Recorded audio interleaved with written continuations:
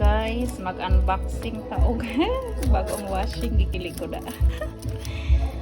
After 15 years, na ilisa na kada mo daan nga washing, guys.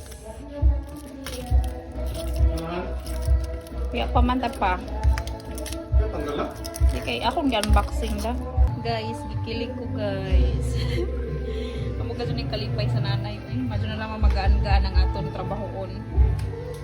Deserve gadget lang na mag-ilis, guys. Uy, kay donut na gadget lang itong amon 15 years old na gadget siguro itong nga washing kay kadugay na sa ito. Yan, kusog-kusog na ma. Yay! Mo daan nga washing, guys, oh. Naghihingalo na gadget taon sa kadugay ang gi, no? Tanaw gi-backpack na. Thank you sa pag-service. I think siguro mga 15 years old na ni. So deserve lat namon mag-ilis og bag-o, no? Gikilig ko. Gikilig ko na yung bagong washing. So, maro to guys. Bye!